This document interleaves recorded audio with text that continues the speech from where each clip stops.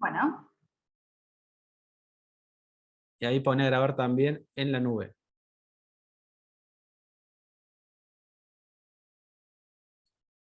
muy bien. Bien, bueno, una limitación técnica del programa. Una muy breve palabra en relación, los dos disertantes de hoy son compañeros en lo que es el litigio y la catarsis y las desventuras que por ahí tenemos respecto de lo que es la aplicación del derecho del consumidor. Permanentemente hablamos de los temas. En el caso de Tomás, es un colega de acá de Córdoba, compartimos algunos juicios, incluso acciones colectivas. La verdad que siempre hemos hablado y bueno, y es un gusto que hoy forme parte de esto porque es bien, bien litigante, que es lo que buscamos. Y en el caso de Diego, también es un orgullo, lo conozco a través de la Asociación de Consumidores, Usuarios y Consumidores Unidos. También Diego tiene un perfil activista, de litigante, y a él le podemos sumar también una fase más académica, ¿no? Es en el grupo el académico que nos manda siempre todas las últimas novedades, todas las bibliotecas, no solamente del mundo del derecho, sino también en el mundo de la literatura, y bueno, y todo lo que tenga que ver con obras eh, novedosas, que me parece que un abogado debe nutrirse más allá de las cuestiones específicas de su campo, tratar de abrir también a otros campos de conocimiento, análisis económico de derecho. Realmente Diego sabe mucho de muchos temas porque lee mucho, estudia, me consta, y eso es importante también para un abogado que va a litigar, no solamente la cuestión del litigio en sí, sino tener una sólida formación, y en el caso específico también un libro, que seguramente lo va a mencionar, pero bueno, yo me adelanto a comentarles que ya desde creo que tiene 2 prólogos, si no recuerdo, analiza el tema de los planes de auto desde una perspectiva bien bajada a tierra, desde el problema real que le causa a los ciudadanos, desde cuándo se inventó este tema de los planes de auto y de todas las dificultades que ha traído en Argentina. Así que es una obra que sabemos que ya ha sido citada en varias resoluciones judiciales, de primera instancia, de Cámara, ha Para el tenido otro lado su también, ¿no? éxito a nivel divulgativo también y a nivel doctrinario. Así que podemos decir que estamos con un joven doctrinario en materia también de planes de auto. Un orgullo contar con Diego, o el doctor González Vila, para hablar en términos más formales. Y te dejo, Victoria, que hagas la presentación. Muchas gracias, Diego, por estar hoy con nosotros. Gracias Ezequiel, y gracias a la invitación, y la verdad muy exagerada tu presentación, así que se nota que somos amigos. Así que bueno, adelante Victoria, no sé si vas a agregar algo más. Y por supuesto que sí, vamos a hacer la presentación del doctor Diego González Vila para que el resto también pueda conocer tu currículum y desde qué lugar vos hablás. En este caso es académico y también es práctico, por eso es un litigante siempre en el ejercicio independiente de la profesión, representando únicamente a consumidores en litigios individuales y colectivos. Diego González Vila es egresado con diploma al mérito de la Facultad de Derecho y Ciencias Sociales de la Universidad Nacional de Córdoba, es fundador y director del Instituto de Derecho del Consumidor y Usuario del Foro de Abogados de San Juan desde el año 2012 hasta el 2019, es autor, entre otros libros, de La tutela de los consumidores en los planes de ahorro automotor, es autor de más de 40 publicaciones científicas sobre derecho del consumidor, disertante y capacitador invitado en el ámbito del Poder Judicial de la provincia de San Juan desde el año 2016 a la actualidad. Es miembro del Instituto Argentino de Derecho del Consumidor desde el año 2017 hasta la actualidad. Es apoderado y delegado en San Juan de la Asociación Civil Usuarios y Consumidores Unidos, más conocida como UCU, desde el año 2018 hasta la actualidad. Así que le damos la bienvenida a Diego González Vila, que va a estar disertando en esta diplomatura. Bienvenido, Diego. Bueno, muchas gracias Victoria. Hola, buenas tardes para todos los presentes. No sé si ya estoy autorizado para compartir. Bien, acá. Sí. Sí, ahí va.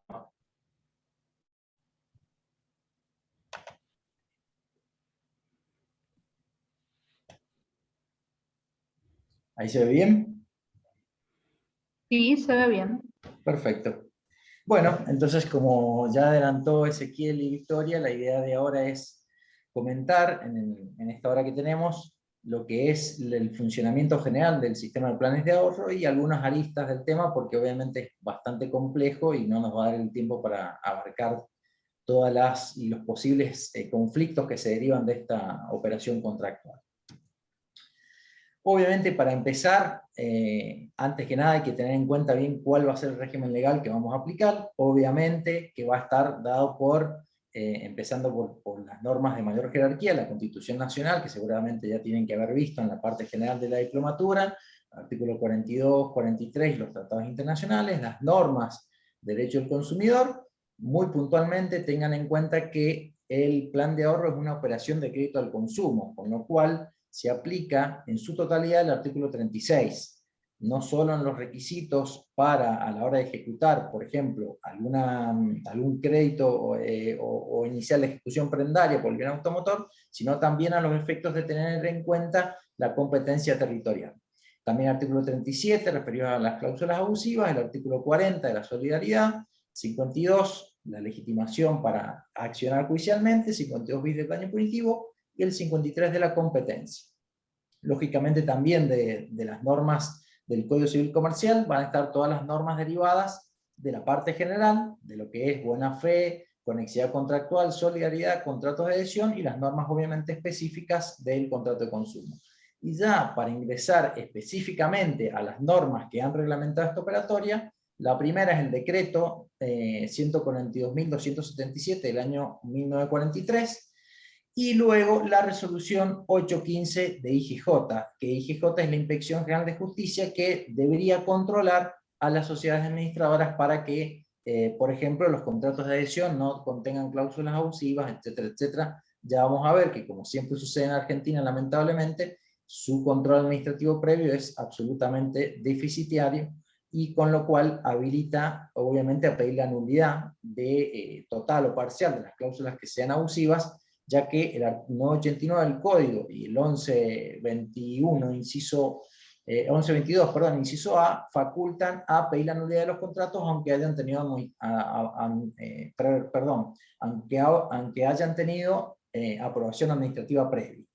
Y también otras resoluciones conjuntas, que estas las vamos a ver cuando veamos la ejecución prendaria, que es la del Ministerio de Justicia y Derechos Humanos, la 366 de 2002, y la del Ministerio de Economía, la 85 de 2002. También hay otra resolución que se dictó en el año 2020, referido a las contrataciones electrónicas y el contrato digital. Y por último, la resolución 1420, que fue la que estableció un diferimiento en el pago de las cuotas, que ha sido sucesivamente prorrogada hasta, incluso la vigencia, la última, era hasta el día 30 de septiembre de 2022. Ahí abajo tienen un enlace al cual pueden ingresar para ver. Hasta hoy lo verifiqué y no había, digamos, no se había sancionado una nueva resolución. Quizás en estos días se sancione una que prorroga seguramente la vigencia de ese diferimiento de la alícuota.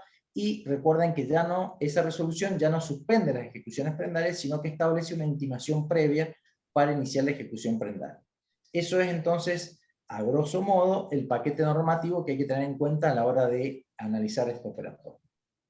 Como les decía, la resolución 815 IGJ establece algunos artículos puntuales que le van a permitir, a la hora de litigar, invocar la figura del consumidor. ¿Por qué? Porque esta resolución 815 establece en el artículo primero, inciso tercero, apartado primero, el artículo 22, el artículo 8, el artículo 28, inciso segundo, y el artículo 6, el 12, establecen un reenvío normativo expreso a la Ley de Defensa del Consumidor y también al Código Civil y Comercial.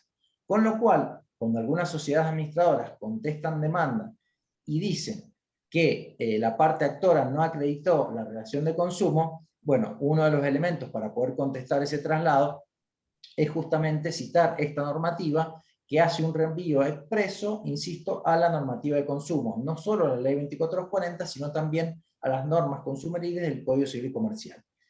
De manera tal que es la sociedad administradora quien va a tener que acreditar que el consumidor ha hecho esa contratación con una finalidad netamente comercial, por ejemplo, haber contratado un vehículo para, no sé, implementarlo como taxi o como remis, y ahí quedaría excluido de la tutela normativa consumer.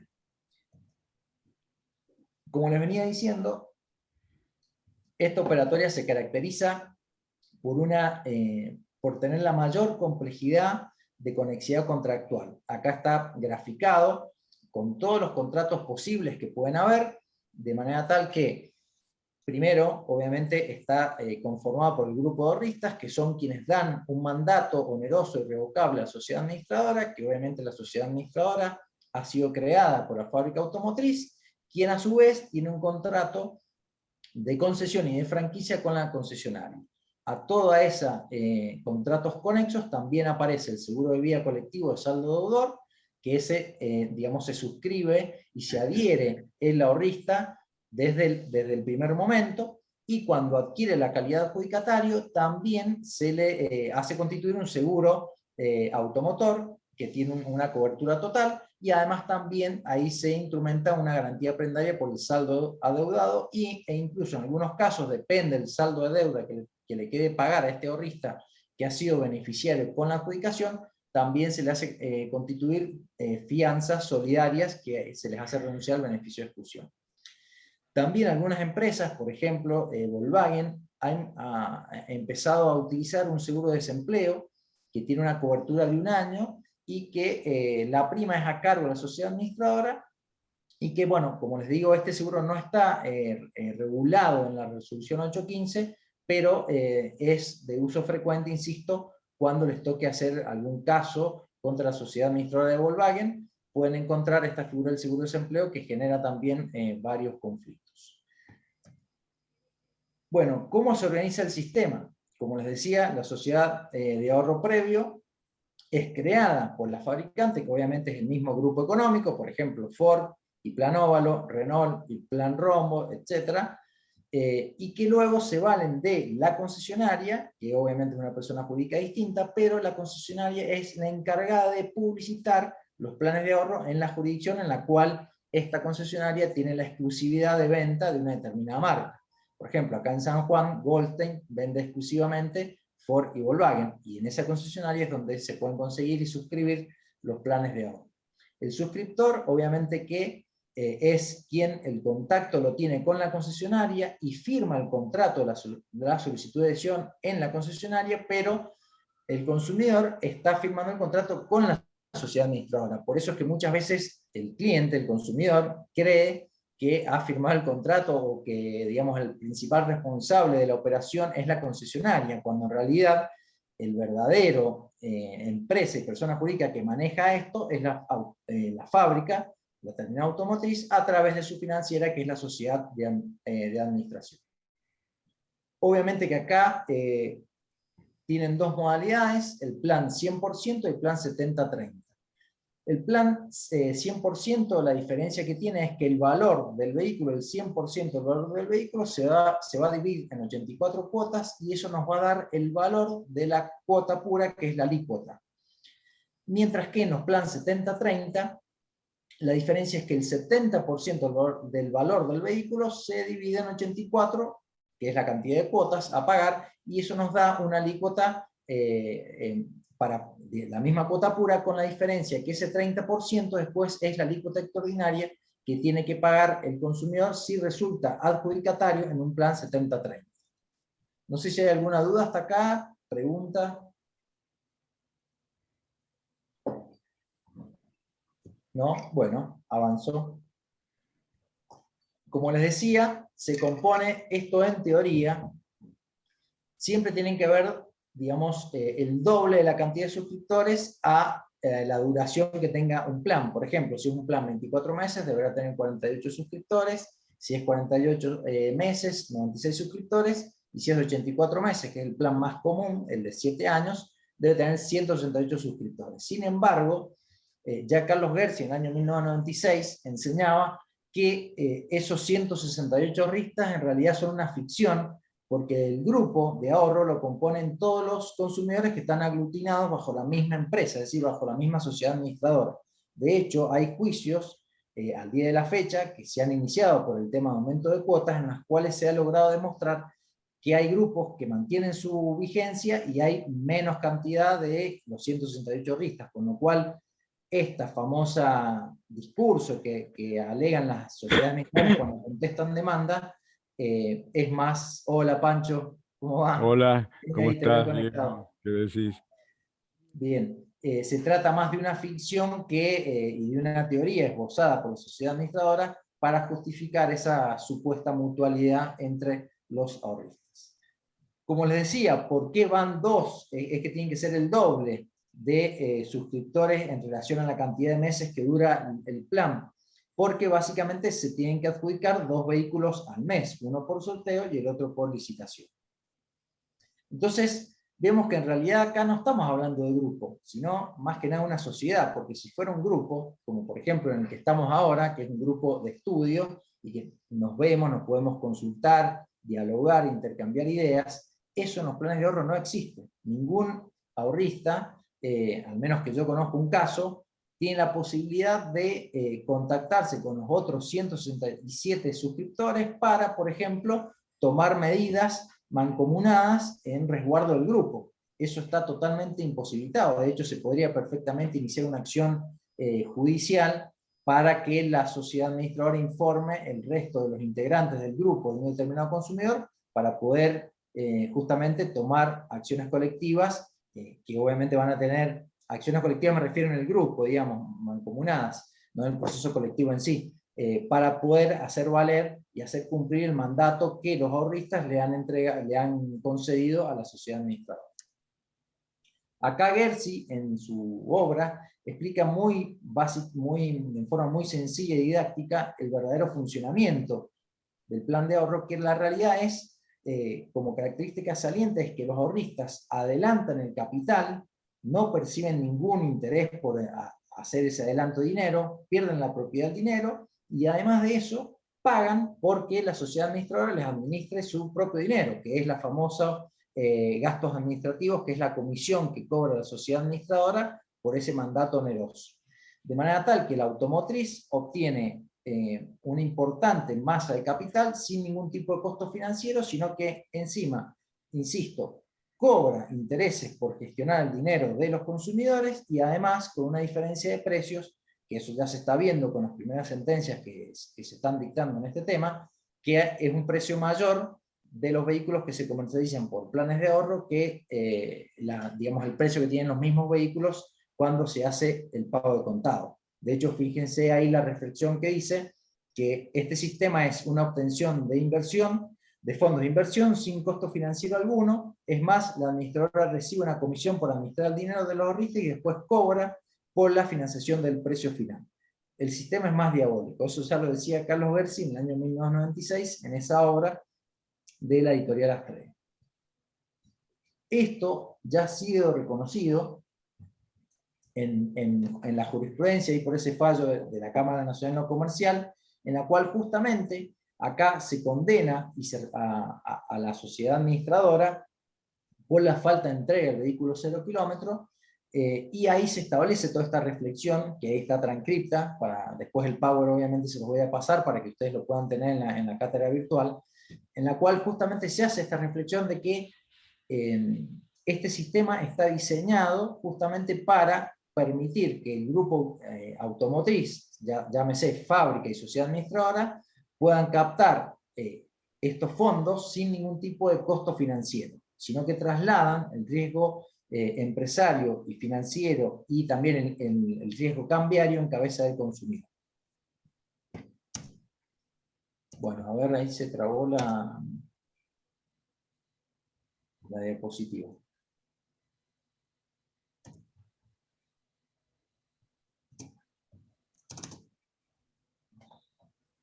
Ahí está, ahí avanzó. Bueno, así que en este fallo, lo que acá hacen los camaristas es justamente establecer que es deber de los jueces justamente aplicar las normas consumeriles, tanto a la Constitución Nacional, los tratados internacionales, justamente para poder declarar la nulidad de estas cláusulas abusivas que someten al consumidor en este tipo de operaciones. Bien, ahora para avanzar, no sé si a alguien le quedó alguna duda de este tema. Obviamente, como les digo, si alguien tiene una duda, observación o lo que fuera, lo pueden ir haciendo a medida que vamos avanzando para que no se pierda, ya que vamos a ir viendo distintos temas entonces por ahí puede quedar colgada para el final y se les puede pasar. Bueno, para continuar, desde ahora desde un punto de vista estrictamente procesal, algo que se da para quienes litigamos en el interior es el tema de la competencia, que de hecho ustedes tuvieron ahí un tema bastante controvertido, con el famoso fallo Acosta. Acá la competencia, sin duda alguna, que es una competencia provincial en razón de orden público, es una competencia material, que lo dispone el mismo artículo 53, que dice que las causas de consumo deben tramitar ante la justicia ordinaria. Y obviamente es de orden público por el mismo artículo 65. Es una competencia material. De manera tal que ese artículo viene a garantizar la tutela procesal diferenciada que está reglamentada a nivel constitucional en el párrafo tercero del artículo 42 y la tutela judicial efectiva del artículo 825 de la Convención Americana de Derechos Humanos, que tiene, como ustedes saben, jerarquía constitucional. Es más, se trata, ya ha dicho la jurisprudencia, de normas de derecho común, porque justamente digamos, el derecho del consumidor, que está incorporado al Código Civil Comercial, y la Ley 2440, que es un anexo de ese código, es derecho común derivado del artículo 75, inciso 2, digamos que es facultad del Congreso de la Nación. Además, no hay competencia federal por la materia. De hecho, recuerden que la competencia federal tiene que ser expresa, es de excepción y restrictiva.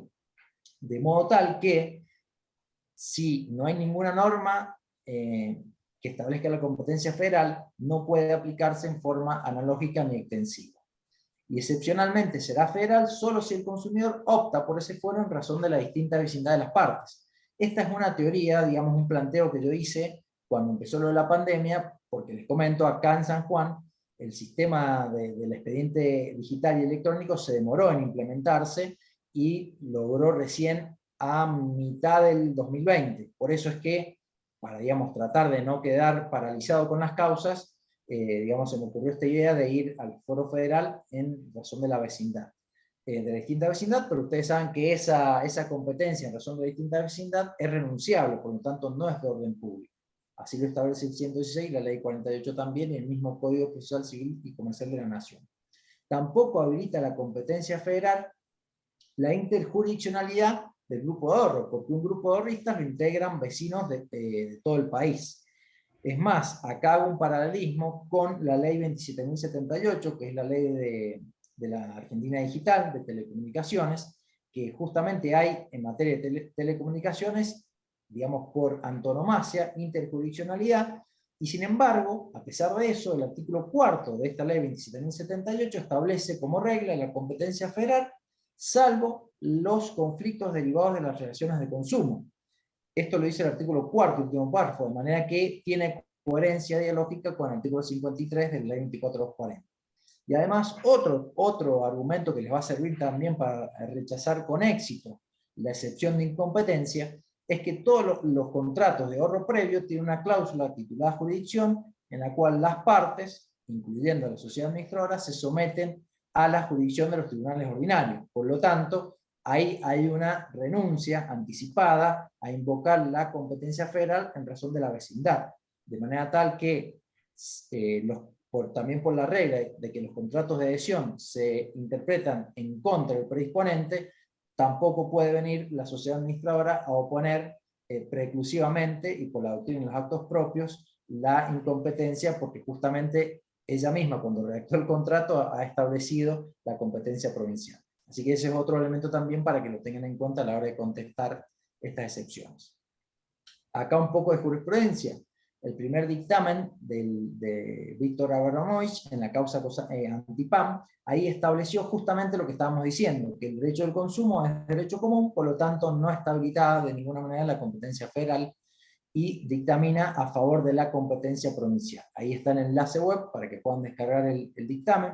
También esto ya es jurisprudencia de la Cámara Federal de Salta, de la Cámara Federal de Apelaciones de Misiones y también de la Cámara Federal de Mendoza, que acá en ese caso, el caso Sosa, es una clienta nuestra, en el cual nosotros habíamos ido al juzgado federal justamente por este tema de la vecindad que les comentaba antes, porque la justicia provincial no tenía implementado del todo el expediente digital, y ahí cuando apela a la cautelar, la fábrica automotriz, la Cámara Federal dicta la incompetencia del Foro Federal de oficio, sin que lo haya planteado ninguna de las partes. Así que en la actualidad, yo por una cuestión de alguna manera, obviamente con el consentimiento de la clienta, utilizamos este caso como conejilla de indias y presentamos un recurso extraordinario solicitando mantener el juicio en la justicia federal. Digamos, se da la inversa de lo que sucede en todos los casos en virtud del cual el consumidor pide litigar en la provincia. Bueno, acá estamos pidiendo litigar en el Foro Federal.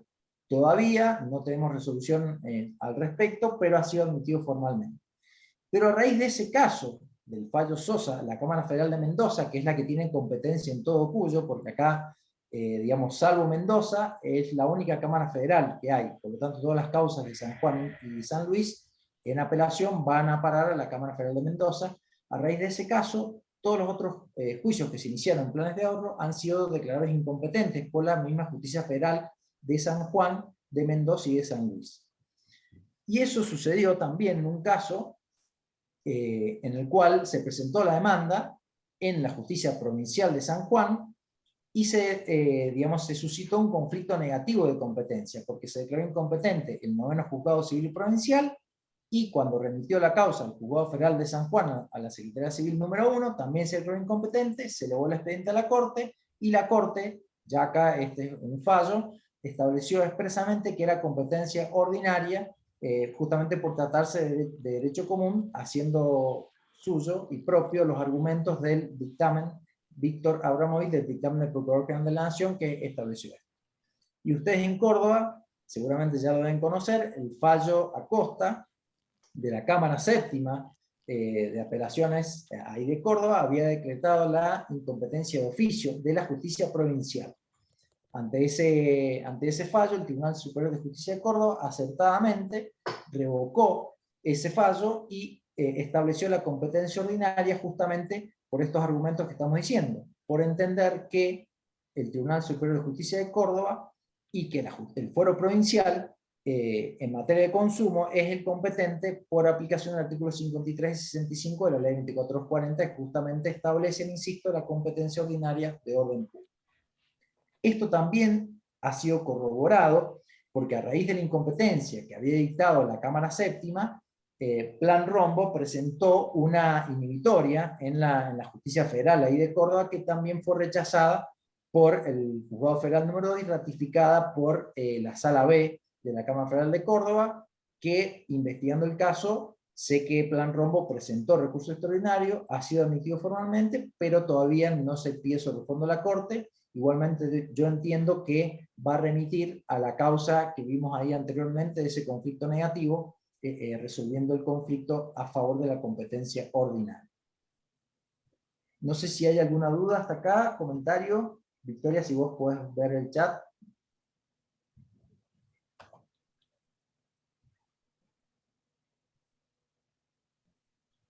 A ver, hay una pregunta que dice, los contratos conexos no son obligatorios todos, ¿no? Como el seguro. A ver, José, si podés abrir el micrófono.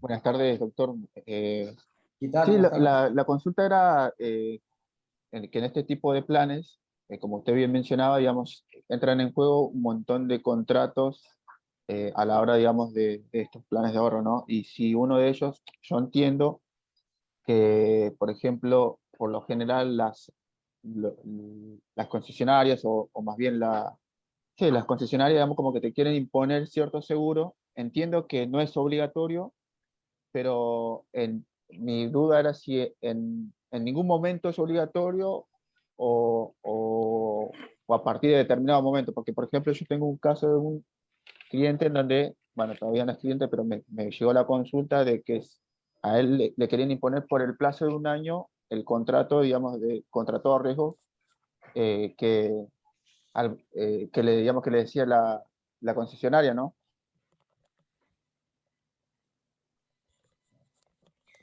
Sí, a ver, el contrato de seguro automotor sí es obligatorio contratarlo y sí es obligatorio con esa cobertura, porque vos tenés en cuenta que cuando el ahorrista es adjudicatario, él todavía se le da un crédito por el saldo de deuda, por eso se constituye la prenda. y ese seguro automotor tiene por objeto hacer ingresar fondos al grupo, de manera tal que primero que es obligatorio como mínimo el seguro automotor de responsabilidad seguro obligatorio, y además, por la operatoria de este contrato, también tiene que tener la otra cobertura de daño total, daño parcial, incendio, etcétera, porque el auto, si bien ya es propiedad de la persona, todavía no lo ha cancelado. Entonces, ese seguro, la suma asegurada, bueno, ese tema no lo analizamos en profundidad ahora, pero la suma asegurada de ese seguro automotor tiene que tener en cuenta el saldo de deuda, para que justamente si hay un siniestro, el seguro sirva para cancelar el saldo adeudado, y si queda un remanente, lo cobre el consumidor. Así que ese seguro sí es obligatorio contratarlo, y además, si bien la empresa, por la resolución, esto lo regula el artículo 13 de la resolución 815 de IGJ, establece que la empresa le tiene que ofrecer al menos 5 compañías aseguradoras para que el consumidor pueda optar por una de ellas y contratar la cobertura. Y como garantía de esa, de alguna manera, contratación forzosa, porque es imperioso para la dinámica funcional de esta operación, contratar el seguro automotor, se establece que la prima a cobrar de ese seguro automotor tiene que ser exactamente igual a la prima que se vaya a cobrar por la misma cobertura cuando se contrate ese mismo seguro, pero en una operación, digamos, directa, es decir, ajena al plan de ahorro. Y eso es muy fácil de probar. Usted puede pedir la cotización en cualquiera aseguradora. Supongamos que una de las opciones era Triunfo Seguros, y la prima que le cobran al consumidor la va a ver en el cupón de pago. Supongamos que ahí es una prima determinada de 4.000 pesos, por decir un ejemplo. Usted puede pedir la cotización de esa misma cobertura al Triunfo, una cotización por una contratación directa del mismo vehículo, y ahí va a poder verificar si, digamos, le están respetando el precio que establece esa misma resolución, que, insisto, tiene que ser exactamente la misma prima cuando se contrata el seguro en forma directa que cuando se contrata a través del plan de ahorro. Entonces sería correcto que solamente después del año podría hacer una contratación directa, digamos, el adjudicatario. En No realidad, tiene... la contratación directa la puede hacer en tanto y en cuanto no le respeten el precio de la prima. ¿Me explico? Si usted logra demostrar que la empresa le vendió un determinado seguro automotor y no se respeta la prima con la cotización de la misma compañía por la misma cobertura en una contratación directa, ahí usted puede pedir eso como una autosatisfactiva o lo que fuere. Bien, es más, de hecho, ya vamos a ver en las cautelares, cuando uno obtiene la cautelar por el aumento de cuota, se queda sin seguro. Entonces ahí tienen la obligación de ir a buscar un seguro y contratarlo en forma directa, porque si no se va a quedar, digamos, sin cobertura. Y además esa póliza la tienen que hacer endosar a favor de la sociedad administradora, que es el acreedor prendario. Ahí tiene la mano levantada Carola, ¿puede ser? Hola, sí, Doc, buenas tardes. Hola, buenas tardes. Bueno, yo tengo el caso de un cliente que tiene una prenda sobre su vehículo, ya tiene el vehículo, y él mandó, antes de hacerme la consulta a mí, el año pasado, estamos hablando del 2021, él envió una carta documento no a la concesionaria, a la administradora, donde dentro de la carta documento expuso otra compañía con las mismas características que tiene contratado por la prenda, digamos, pero que tiene una cotización mucho menor. El servicio es de la misma categoría, e incluso en una de ellas, porque presentó 2 presupuestos, es un poquito mejor. De todas maneras, hasta ahora, por eso él vino a consultarme, no le dejan que él renuncie, al seguro que tiene la administradora para poner él su propio seguro en forma directa. En este Bien. caso, ¿cómo debería encarar el reclamo? Claro, ahí, como le decía ahí a José, tenés 2 opciones. Una, iniciar una medida autosatisfactiva acreditando eso, justamente en el cual, siempre y cuando, ahí me olvidé de preguntarte si esas compañías de seguros que vos ofreciste presupuesto son de las que te ofrece la sociedad administradora.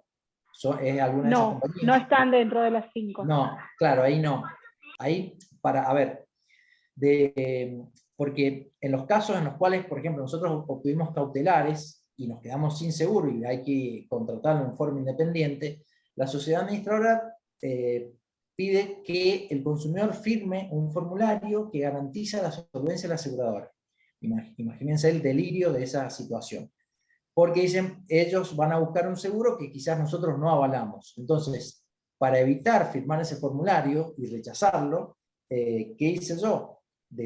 Busqué una contratación directa, pero de las aseguradoras que ofrece la sociedad administradora en su contrato, que son muchas opciones. Si ustedes ven ahí, porque tiene lógica. A ver, si ustedes ven las aseguradoras que ofrece la sociedad administradora, hay compañías que tienen cierta solvencia, y no están compañías que son, digamos, con una solvencia más cuestionable, como por ejemplo Liderar, Antártida, Agrosalta.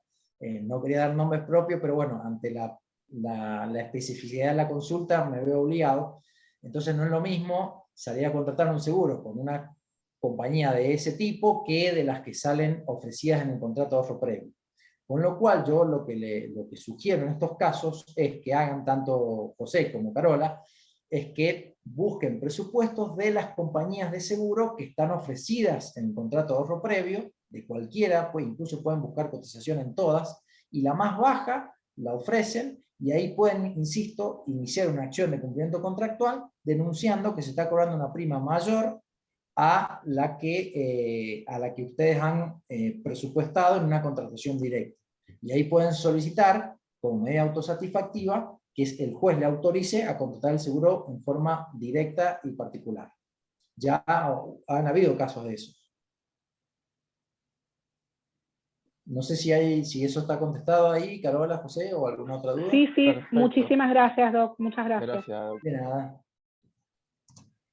Bueno, avanzamos. Entonces, como les decía, la resolución 815 de IGJ es la que regula toda esta operación y tiene 6 capítulos, pero los que nosotros, digamos, los que atañen puntualmente a lo que es la contratación de planes de ahorro automotor, están el capítulo primero y el segundo, que digamos el artículo primero al 33. Ahí está un breve resumen de la normativa, digamos titulado, que no nos va a presentar mayor dificultad. Ahí, como les decía, en el artículo 3 están los seguros, en el inciso primero el seguro de vida, y después en el inciso 2 el seguro automotor. No figura ahí, como les decía, el seguro de desempleo, que es ese que utiliza Volkswagen, nada más, no lo he visto en otras sociedades administradoras. También establece esta normativa, por ejemplo, la posibilidad de radicar la denuncia ante la Dirección de Defensa del Consumidor y luego ante la Inspección General de Justicia, es decir, que hay una competencia administrativa concurrente a la hora de radicar la denuncia por distintas irregularidades. Por ejemplo, el tema del seguro, ese que mencionaba ahí Carola, también lo puede tramitar por la vía administrativa.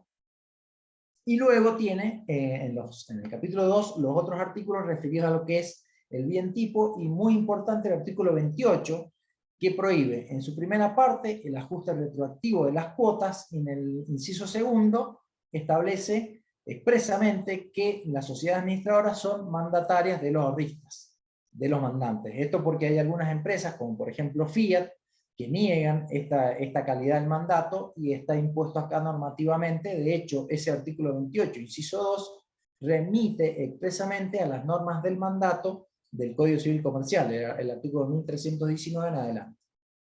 Esto van a ver lo importante que es cuando analicemos el tema del aumento de cuotas. Otra cuestión importante a tener en cuenta es que en el artículo 2 de esta resolución 815 se establece expresamente que las sociedades administradoras tienen que estar constituidas bajo el formato de una sociedad anónima, y que tienen que estar autorizadas por, además de la Inspección General de Justicia, también tienen que estar inscritas y aprobadas por la autoridad competente de la ley 19.550, que es la ley de sociedades comerciales.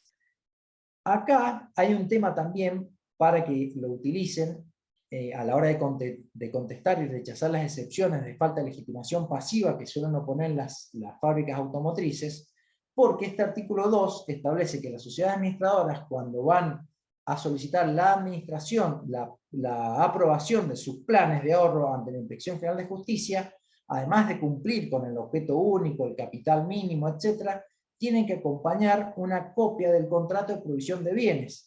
Y ese contrato de provisión de bienes, ¿con quién lo han suscrito? Con la con la fábrica automotriz. De manera que acá, con este artículo, tienen probada la conexidad contractual entre la sociedad administradora y la fábrica automotriz.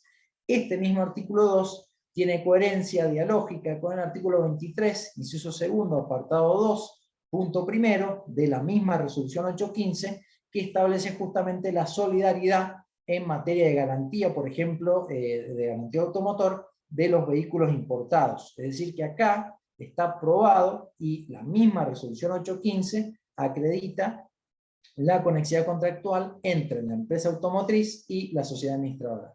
Esto para que lo tengan en cuenta, sin perjuicio de las normas de la conexidad contractual del 1073 al 1075 del Código y la solidaridad del artículo 40 de la Ley 24240, estos artículos específicos de la resolución 815 le van a permitir a ustedes poder contestar y rechazar y lograr el rechazo de la excepción de falta de legitimación pasiva que oponen dilatoriamente las automotrices.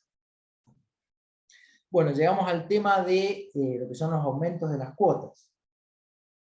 Acá, obviamente esto, digamos, es algo conocido que desde el 2018 hasta acá, digamos, ha habido un crecimiento exponencial de juicios de planes de ahorro justamente pidiendo la readecuación del contrato, de la cuota, bueno, todo tipo de planteos. Acá tienen, por ejemplo, un cupón de pago, o el famoso talón de pago, como se lo menciona la resolución 815 IGJ, en el cual pueden ver los distintos conceptos que son los que cobra las sociedades administradoras. La alícuota es el importe de la cuota pura, que es el que yo les decía al inicio, que surge de dividir el valor móvil del vehículo por, digamos, el 100% del valor móvil por la cantidad de cuotas, es decir, por 84 si es un plan 84. En un plan 70-30, recuerden que se divide el 70% del valor del vehículo en 84 cuotas y eso nos da la alícuota. Los cargos por administración son los honorarios que cobra la sociedad administradora por la ejecución del mandato que ya vimos y hemos analizado, le han concedido los ahorristas en su calidad de mandantes. Luego les figura el porcentaje del valor móvil cancelado, luego les aparece el seguro de vida, fíjense que ahí aparece el seguro del bien, ese seguro del bien, que es la prima que están pagando, es lo que ustedes tienen que cotejar cuando consigan un presupuesto de una aseguradora, insisto, que sea una aseguradora de las que ofrece la misma sociedad administradora, para evitar este planteo y que la sociedad administradora le diga, mire, usted quiere buscar un seguro con una compañía que tiene una dudosa solvencia. Entonces, para evitar ese planteo que les van a hacer la sociedad administradora, yo les recomiendo los efectos prácticos de que busquen la cotización del seguro contratado en forma directa, pero dentro de las compañías que ofrecen las mismas sociedades administradoras. Y acá establece un importe débitos, créditos varios, que eso depende de la sociedad administradora que les toque, es la explicación que le van a dar. Esto, ahí claramente hay una violación abismal al derecho de información, porque no se dice que, digamos, que incluye ese ítem débitos, créditos varios. Algunas administradoras sostienen que deriva de la baja y altas de ahorristas en el grupo, otras empresas cuando contestan demanda dicen que se trata de una compensación tributaria entre sellos, etcétera, etcétera. Bueno, no está claro, no se informa, así que ahí también pueden pedir la nulidad de ese rubro por la simple invocación de la violación del derecho de información. Recuerden que el artículo 37 de la ley 24240, en el último párrafo, habilita a solicitar la nulidad parcial de cualquier incumplimiento en tanto en cuanto se haya incurrido en una violación al deber de información. Es decir que ni siquiera hace falta acreditar la ilegalidad de algunos incisos que menciona ese artículo 37, con lo cual acá también se podría pedir la nulidad de ese rubro créditos débitos varios. Y después aparece el derecho de admisión, que está prorrateado en todas las cuotas, que ahí también, digamos, es cuestionable porque al consumidor no se le informa que tiene que pagar por ingresar al contrato, lo cual ya de por sí es bastante delirante la idea, sino que además no se le informa al consumidor que el derecho de admisión es un porcentaje del valor móvil, con lo cual, acá también, y esto tiene que ver con las clases, ya seguramente lo verán con lo que es neurociencias y demás, a la hora de ver el consentimiento del consumidor, pero no es lo mismo que al consumidor le informen de entrada, mire, además de pagar la cuota, usted va a tener que pagar un porcentaje del 3% del valor del auto por ingresar al plan. Y además, porque ese porcentaje, si ustedes lo calculan al inicio del contrato, es un monto bastante alto e importante, que obviamente al estar prorrateado en las cuotas, digamos, mentalmente al consumidor le hace creer como que es un importe menor. Y sin embargo, si ese importe fuera informado debidamente a la hora de contratar, de celebrar el contrato, varios consumidores, digamos, darían marcha atrás antes de firmar este contrato porque saben que están pagando por entrar al sistema, además de todos los otros rubros que ya vimos y que son varios muy cuestionables.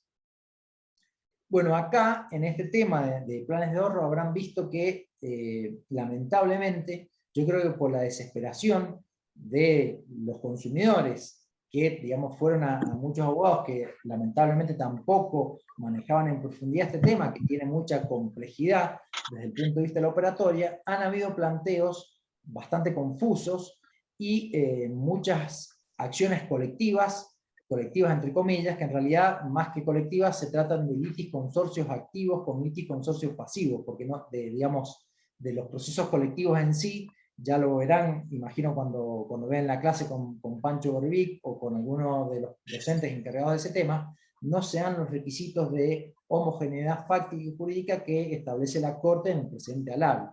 Por ejemplo, acá este caso Rojas, que fue rechazado por la Cámara, se rechazó la vía intentada del amparo, primero porque obviamente el amparo no es una vía adecuada para litigar este tipo de conflicto con la complejidad que tiene, y además porque, con lo cual, si bien se le dio la cautelar, se intimó a que los actores adecúen la demanda y aclaren las precisiones de su pretensión.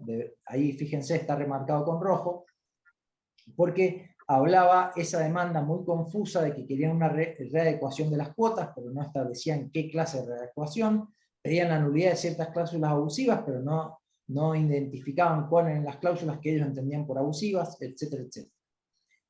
Otro tema también a tener en cuenta, en el caso de las cautelares, es que cuando se pide que la cuota se haga retroactiva generalmente a la fecha de mayo a abril del año 2018, no se establece quién se va a hacer cargo del porcentaje que no van a pagar los beneficiarios de la cautelar.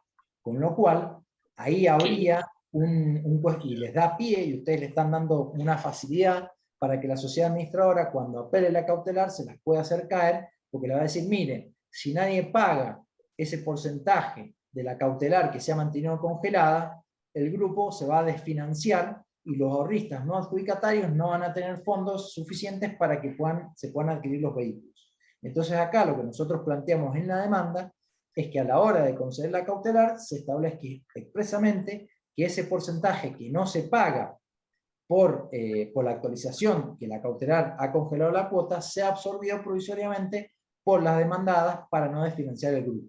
Entonces de esa manera ya le están limitando un argumento a la sociedad administradora. Perdón, ¿alguien tiene una pregunta? No, bueno. Otro tema también respecto a las cautelares es si tienen relación el valor de la cuota con los ingresos o el sueldo del ahorrista. Bueno, esto es algo que yo considero, en mi opinión, que es un error muy común y que no hay que plantearlo en ese tema, en ese parámetro, porque siguiendo la lógica de mantener una relación entre el ingreso del ahorrista y el sueldo y el valor de la cuota, podemos llegar al absurdo de pensar que si un consumidor se quedó sin trabajo, le daría derecho a no pagar absolutamente nada por la cuota. Y obviamente que ese planteo va a ser rechazado in limine, con lo cual, acá lo que hay que acreditar, insisto, es la ilegalidad del valor móvil derivado del incumplimiento de la sociedad administradora en haber incumplido el mandato violando los intereses de su mandante, es decir, por haber incurrido en una flagrante contradicción de intereses, como ya lo vamos a ver a la brevedad.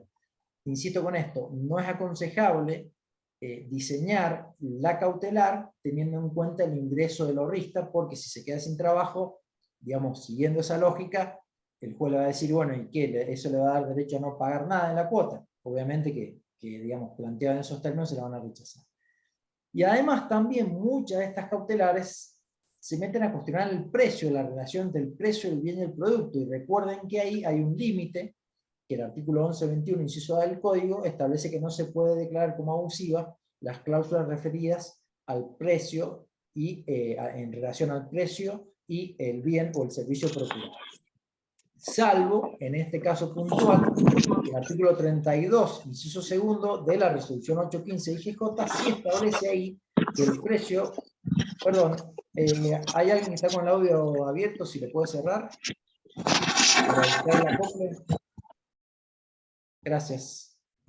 Bueno, este artículo 32, como les decía, inciso segundo, de la resolución 815 IGJ, establece la obligación de la sociedad administradora de imponer el mismo precio a los vehículos comercializados en planes de ahorro que tiene el vehículo si se comercializa en otra operación, por ejemplo, ventas al contado o cualquier otra operación.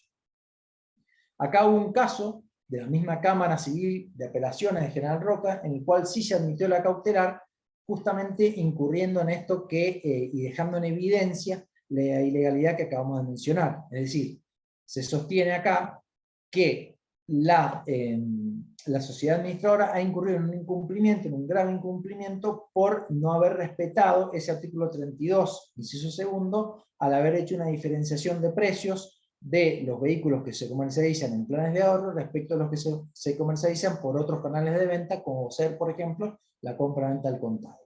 Fíjense que ahí se establece también que en esta operación, como se está ejecutando al día de la fecha, es un incumplimiento contractual que es una actitud rayana con lo delictivo. Acá lo que les decía, esta es la causa Sosa, en la cual yo les comentaba, fuimos al juzgado federal, porque teníamos cerrado la justicia provincial, y se planteó la cautelar genérica para pagar un porcentaje del valor de la cuota de noviembre del año 2019. ¿Por qué acá yo no pedí la retroactividad a mayo de 2018? Porque en la pretensión principal yo pido que se decrete el incumplimiento de la sociedad administradora y del contrato de mandato a mayo de 2018. Entonces, para evitar hacer coincidir la pretensión cautelar con la pretensión sustancial o de fondo, y lograr que el juez, digamos, admita la cautelar, justamente para evitar esa identidad de pretensiones, es que planteé un importe retroactivo a la cuota del año 2019, que por otro lado era una cuota que la cliente se había podido pagar. Entonces de esa manera yo pedí un porcentaje de esa cuota. Esto fue admitido por el Juzgado Federal de acá de San Juan. La cautelar quedó firme porque la sociedad administradora la apeló fuera de plazo. La única que apeló es la terminal automotriz, y todavía no se resuelve porque estamos discutiendo ese tema de la competencia, como les había dicho. Y acá también se estableció en la cautelar que el 40% de lo que no se paga por esa cuota sea absorbida por la demandada, justamente para no diferenciar el grupo, tal como les decía antes. Y también acá la contratación del seguro, como al pagar esos 10.000 pesos mi cliente se queda sin seguro, es que ahí sí obviamente hubo que contratar el seguro en forma directa, y hemos contratado a través de una aseguradora de estas compañías que ofrece la misma sociedad administradora, haciendo endosar, esto es muy importante que lo hagan, que la póliza se haga con un endoso a favor de la sociedad administradora. ¿Por qué? Porque es la acreedora prendaria, de manera tal que si hay un siniestro y ocurre la destrucción total del vehículo, la sociedad administradora va a tener legitimación para cobrar la suma asegurada, imputarlo al saldo de deuda y el remanente entregárselo al consumidor. Y obviamente también en esta cautelar genérica se pide que se abstengan de considerar impulsa en mora a la consumidora, y por lo tanto no podrá iniciar el cobro ejecutivo o la ejecución prendaria por el pago parcial de esa cuota. ¿Por qué es una cautelar genérica? Porque habrán visto que tiene un componente innovativo, que es solicitar que se habilite el pago de un porcentaje de la cuota, y el componente de no innovar está dado justamente cuando se le ordena a la demandada que se abstenga de iniciar el cobro ejecutivo o ejecución prendaria. Esa misma sentencia, esa misma cautelar también fue admitida por la Sala Primera de la Cámara de Apelaciones en el Civil y Comercial de San Juan, en un caso similar que tuvimos, contra, en este caso acá la administradora era la financiera de Volkswagen, que es la de Círculo de Inversores Sociedad Administradora. Así que bueno, acá dos ejemplos de estas dos administradoras, en la cual acá esta cautelar ya ha sido ratificada por la Cámara, el juez de primera instancia la había rechazado, apelamos, la Cámara la admitió, y la sociedad administradora planteó una reposición de esa cautelar, y fue rechazada y ratificada por la Cámara, de manera cual, de tal que ya quedó firme, porque no, obviamente, acá en San Juan las cautelares, la Corte ya dictó un fallo que en principio no adquieren el carácter de sentencia definitiva y no son susceptibles de ser recurridas por recurso extraordinario. Así que en ese caso esa cautelar se ha mantenido firme, hasta tanto obviamente después veremos. Esto también es importante que lo tengan en cuenta y se lo informen a los clientes, que la cautelar es un pago a cuenta, digamos, cuando se obtiene la cautelar, por ahí el cliente festeja como si ya hubiera terminado el juicio, y en realidad es un pago a cuenta que va a estar supeditado a lo que se admite en la sentencia. Si la sentencia se admite en su totalidad, digamos, admite la demanda en todas sus partes, ese pago a cuenta habrá sido definitivo, y si no se admite, obviamente, en base a lo que se haya admitido y lo que se haya rechazado, habrá que ver si hay que pagar algún remanente o no. Eso es importante hacérselo saber a los clientes, porque, insisto, los clientes cuando vienen y obtienen la cautelar, creen que ahí ya se terminó, y la realidad es que recién estamos empezando con el juicio. Obviamente que queda acreditar todas las pruebas, que son las que se ofrecen cuando, se pretende que se admitan las pretensiones de fondo. No sé si hay alguna duda respecto a este tema de la cautelar por aumento de cuotas. No, bueno, avanzo. Acá en este tema, ustedes tienen ahí en Córdoba, del juzgado 27º de dominación de primera instancia, 3 juicios que el juez, me parece en forma loable, colectivizó en forma oficiosa, pero estableciendo justamente que el valor de la cuota se retrotraiga a mayo de 2018 más un incremento, y estableciendo una forma del cálculo de la cuota para todas las personas humanas, en tanto y en cuanto estén dentro de la provincia de Córdoba. Acá tenemos el primer problema de estas llamadas acciones colectivas, que en realidad no son acciones colectivas, insisto, porque la verdad que, la razón de ser de los procesos colectivos es justamente evitar sentencias contradictorias y aglutinar en un solo proceso, cuando es un problema de alcance nacional, como lo es el tema de los aumentos de cuota en planes de ahorro, es justamente que haya un solo proceso en el cual ahí se discuta este conflicto. Sin embargo, vamos a ver que en cada provincia hay tantas colectivas como provincias se han dictado. Muchas de ellas tienen un contenido político porque han sido iniciadas por defensorías del pueblo, y que de hecho le piden a los consumidores que se adhieran expresamente a la colectiva, cuando ya van a ver, a la hora de analizar los procesos colectivos, que en nuestro sistema, cualquier acción colectiva, desde el momento que se inicia, todos los consumidores que están determinados en esa clase de ese proceso colectivo, ya están, adentro de ese proceso colectivo, salvo que ejerzan su derecho de exclusión, en los términos del artículo 54. Y acá, en algunas de estas cuasi colectivas, por así llamarlo, se denota el desconocimiento de este tema porque, insisto, se le pide al consumidor que se adhiera expresamente a la colectiva, cuando en realidad nuestro sistema es al revés. El consumidor tiene que manifestarse si quiere quedar excluido. Si no dice nada, se entiende que admite estar incluido en ese proceso colectivo. Insisto, acá tenemos la primera deficiencia, porque los ahorristas beneficiarios de esa cautelar, que está en la provincia de Córdoba, forman parte de otros grupos con personas que están en el resto del país, con lo cual se va a generar una desigualdad entre los ahorristas del mismo grupo.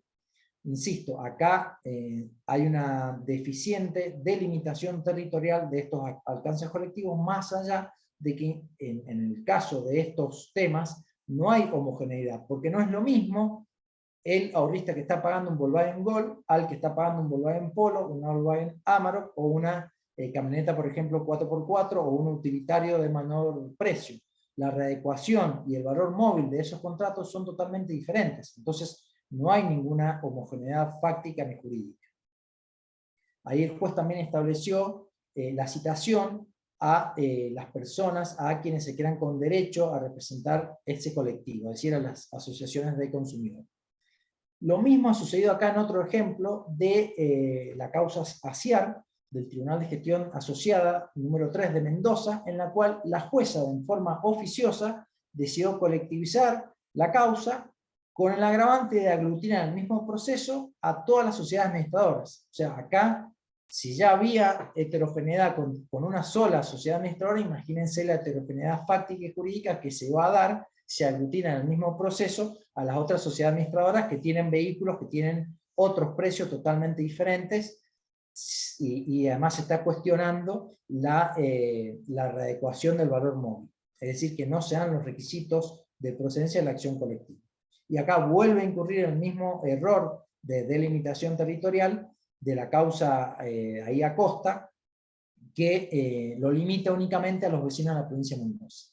Esto ha sido puesto de resalto con mucho acierto, en mi opinión, por la Corte Suprema de Justicia de Tucumán, en este fallo en el cual rechaza el recurso extraordinario que había presentado la Defensoría del Pueblo, justamente diciendo que hay heterogeneidad fáctica justamente por la diversidad de contratos de ahorro previo, considerando que hay distintos bienes con distinto valor. Además, los ahorristas están en distintas situaciones, no es lo mismo el que es adjudicatario y que tiene el bien en su poder, del que no lo tiene y está en calidad de ahorro, del que lo dejó de pagar, o el que renunció al plan, etcétera, etcétera. Tampoco hay homogeneidad jurídica porque no se ha planteado la inconstitucionalidad de ninguna norma, con lo cual ahí se establece que además, insisto, ahí lo que les decía de la territorialidad, la misma Corte establece que limitar los alcances de una colectiva únicamente a los vecinos de una determinada provincia afecta la interjurisdiccionalidad que tienen los grupos de ahorro. Y que además tampoco está impedido el consumidor de iniciar la acción individual, es decir que acá el acceso a la justicia está plenamente justificado y garantizado. Prueba de ello es la cantidad innumerable de juicios individuales que se han iniciado a lo largo y ancho del país. Este fallo de la Corte Suprema de Justicia de Tucumán sigue el lineamiento del fallo que ustedes tuvieron ahí, no sé si se enteraron, de la Cámara Federal de Córdoba, que confirmó el rechazo in limine del Juzgado Federal de Río Cuarto, que rechazó justamente una acción colectiva de la ONG protectora por este tema, justamente porque no hay nada de homogeneidad fáctica ni jurídica. El mismo criterio también lo tuvo el Superior Tribunal de Justicia de Río Negro, y también la Cámara Primera de La Plata, la Sala 2, rechazando la acción colectiva del Defensor del Pueblo, justamente por entender que no se dan los requisitos de homogeneidad fáctica y jurídica en este tema del aumento de cuotas. ¿Alguna duda hasta acá? No, bueno, sigo entonces. A ver en el chat.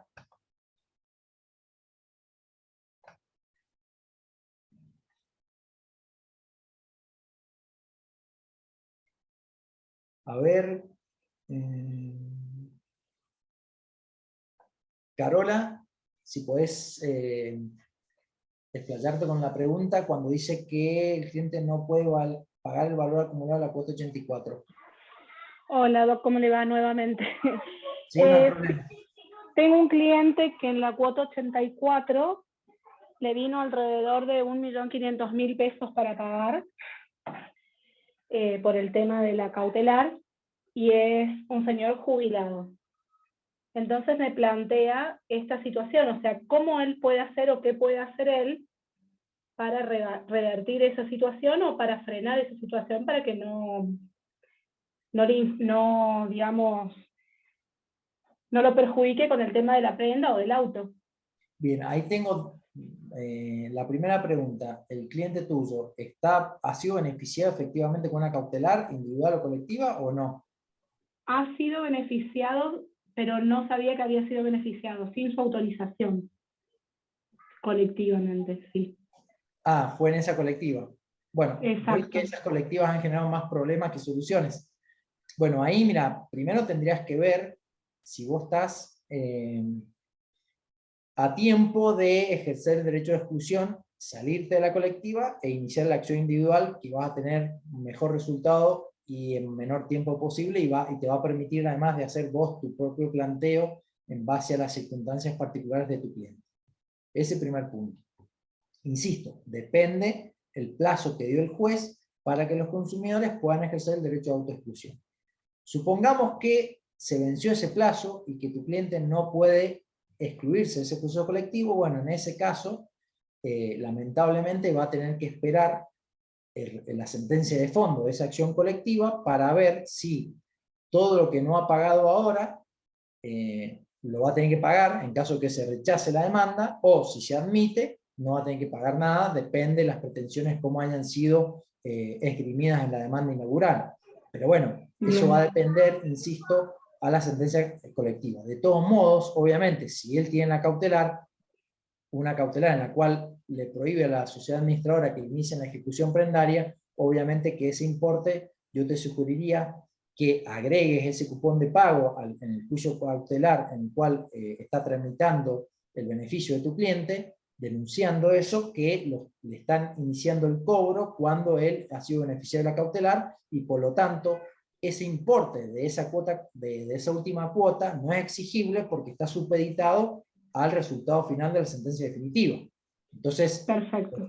puedes denunciar eso como un trato indigno de este consumidor, que si además es jubilado, no te olvides que es un consumidor hipervulnerable en los términos de la resolución 131/2020 de la Secretaría de Comercio del Interior, y también de la resolución 11/2021 del Grupo Mercado Común del Mercosur, que ha sido incorporada a nuestro derecho interno a través de la resolución 1015/2021 de la Secretaría de Comercio Interior. O sea que tenías dos resoluciones, una de carácter comunitario, que ya, como te dije, está incorporada a nuestro derecho, que catalogan al consumidor al jubilado como un consumidor hipervulnerable, con lo cual, digamos, va a poder tener mayor énfasis la denuncia de esta irregularidad, que le están cobrando una cuota por un importe que todavía no es exigible, porque justamente eso es motivo es un derecho litigioso, digamos, está supeditado a lo que se vaya a resolver en la sentencia definitiva.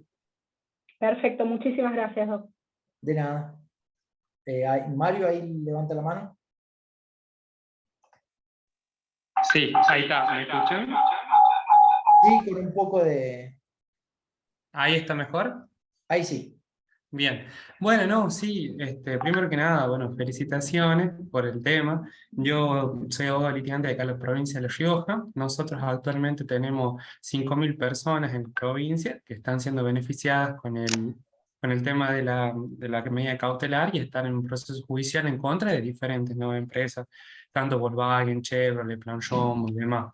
Nosotros, el método que usamos es lo que sería la acción sumarísima del 53, pero ponemos como multiplicidad de actores. Es decir, una sola demanda con 100 personas. Todas pertenecientes a diferentes grupos, pero la hacemos como una sola demanda en los marcos del artículo 53, la sumarísima, con 100 personas. Más o menos, por decirle un número. Hay otras que tienen 80, hay otras que tienen 50. Pero bueno, quería escuchar su opinión respecto de una sola cuestión. Nosotros, por ejemplo, en la demanda, sí pedimos que el juez declare la nulidad, por ejemplo, en el caso de Volkswagen, creo que es el artículo 4, declare la nulidad del artículo 4, porque, bueno, justamente este método de actualización, usando el valor móvil, es lo que aparentemente estaría mal, digamos. Y pedimos que él lo integre. Yo quería saber cómo es que pide usted que se integre el contrato, y yo le digo cómo lo pedimos nosotros, porque bueno, hemos encontrado que los jueces nos decían, bueno, pero ¿qué querés que haga con este artículo? O sea, está bien, yo te decreto la nulidad, pero tengo que establecer un nuevo sistema de actualización, porque tampoco le puedo dar las 84 cuotas fijas. Nosotros, por ejemplo, lo que pedíamos, acá en la provincia de La Rioja, todos los juicios se actualizan conforme la tasa activa del Banco Nación. Entonces nosotros pedimos que el valor móvil sea móvil hasta el momento de la entrega del vehículo. Una vez que se entregue el vehículo, que esa alícuota que fue determinada al momento de la entrega sea actualizable conforme la tasa activa del Banco Nación. Hemos realizado un análisis contable con los diferentes peritos que han intervenido en la causa, y se ha demostrado, por ejemplo, que es mucho menor, obviamente, la incidencia del aumento. O en otros casos hemos pedido, por ejemplo, que se aumente conforme el índice de aumento de salario que publica el INDEC. Bueno, y así hemos tratado de darle diferentes soluciones. Esa es la primera pregunta. ¿Cómo lo integraría usted? La segunda pregunta sería si le ha pasado, porque a nosotros nos ha pasado, de que ahora que tenemos audiencia de vista la causa, yo pido una pericial contable. ¿Por qué? Porque ¿qué es lo que me dice la empresa? Yo no puedo cobrarte menos, porque si te cobro de menos, hay otras personas que no tienen el vehículo que se van a quedar sin el vehículo.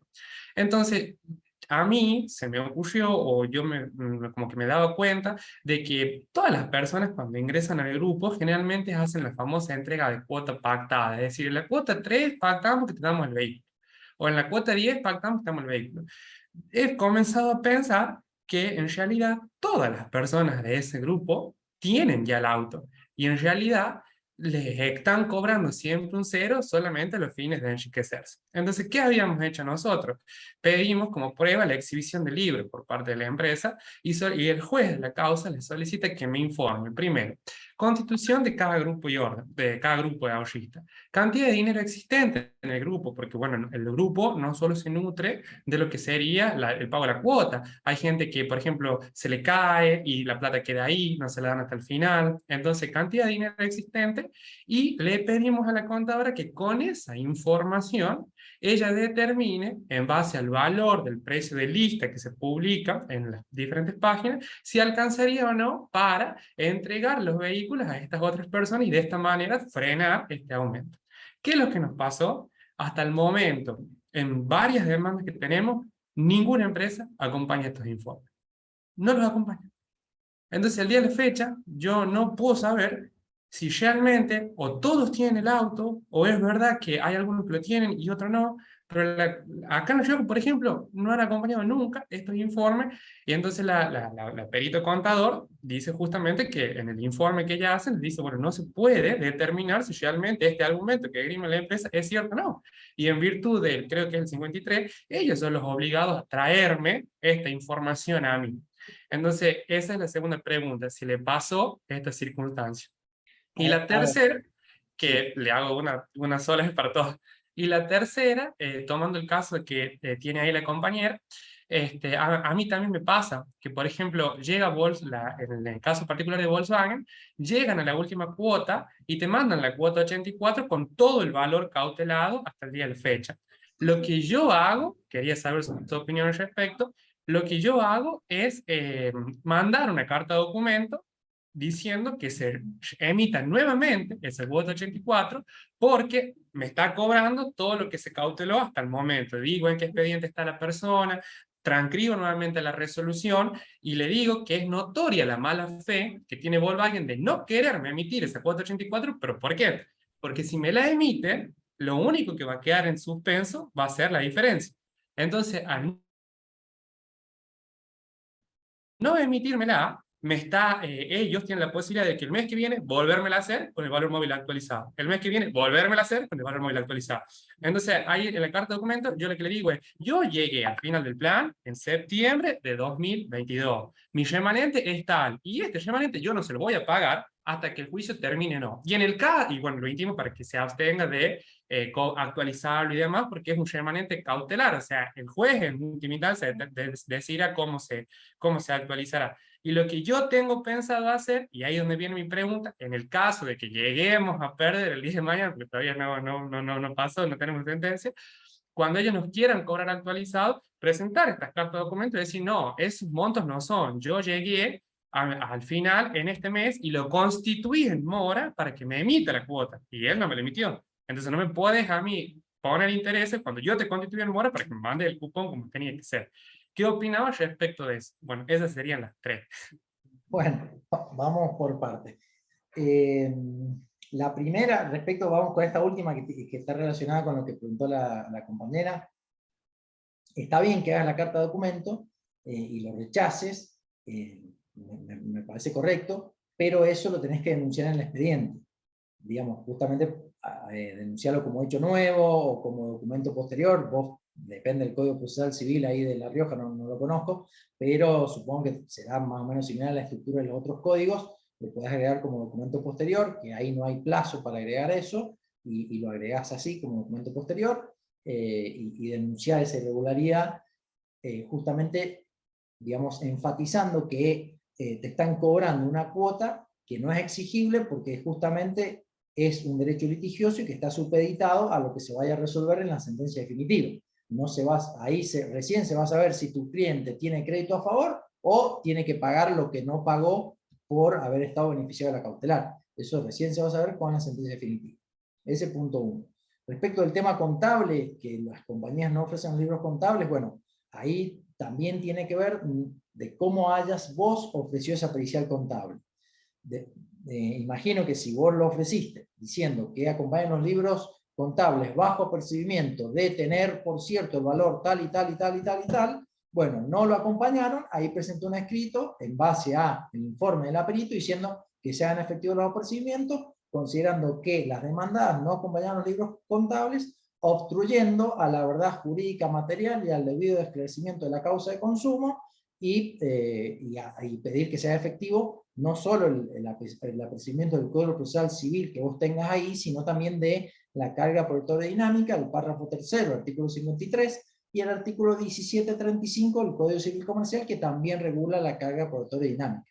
Así que, si vos lo pediste a la contable, bajo apercibimiento, que si no acompañaban los libros, que se tenga por cierto el valor o el cálculo que vos habías hecho en la demanda, entonces ahí sí pedí que se haga efectivo ese procedimiento, y bueno, ahí se les hará efectivo por no acompañar los libros. Es como cuando ofreces documental en poder de la demandada. Es una carga procesal. La ofrece, y si no la ofrece, bueno, se estará a las consecuencias negativas de ese apercibimiento que establece la norma procesal. Y respecto de la primera pregunta, si me la recordás, por favor. Sí, la primera pregunta era ¿cómo pediría usted o qué opinión tiene? La integración de la cláusula de valor móvil. Bueno, es que ahí va el tema. Yo ese planteo no lo hago porque, en mi humilde opinión, en algunos casos es muy difícil diferenciar si no estás pidiéndole al juez que fije el precio del vehículo. Entonces, por el 1121, inciso A del Código Civil Comercial, te prohíbe declarar la nulidad de esa cláusula. Y ahí le está facilitando la defensa a la empresa. Entonces, salvo que vos hayas desarrollado la inconstitucionalidad de ese inciso A del artículo 1121, que lo podrías pedir, digamos, y argumentarlo, en principio yo ese planteo no lo hago, sino que yo lo que pido acá, que es justamente lo que vamos a ver ahí en la diapositiva que está ahí a la espera de ser analizada, es justamente que ante el incremento abrupto de precios, lo que debió haber hecho la sociedad administradora como mandatario de los ahorristas que son sus mandantes es pedir instrucciones. La mayoría de los consumidores lo que hubiera hecho es pedir la disolución del grupo. De esa manera los no adjudicatarios recuperaban de inmediato el haber de ahorro y los adjudicatarios pagaban el saldo de deuda como una suma de dinero y no como deuda de valor.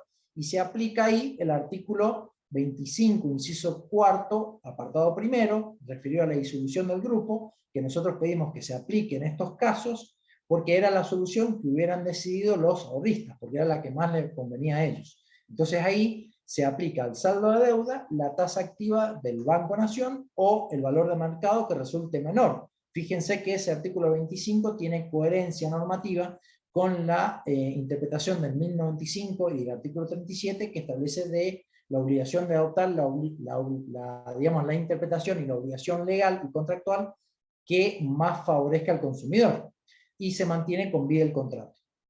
Por eso es que yo no me, digamos, en los planteos de mis demandas, y de nuestra demanda y las que subimos en la página de UCU, no se van a cuestionar la determinación del valor móvil, porque ahí puedes encontrar digamos, la pared legal del 1121 inciso A que te prohíbe declarar como nulas las cláusulas referidas al precio del bien.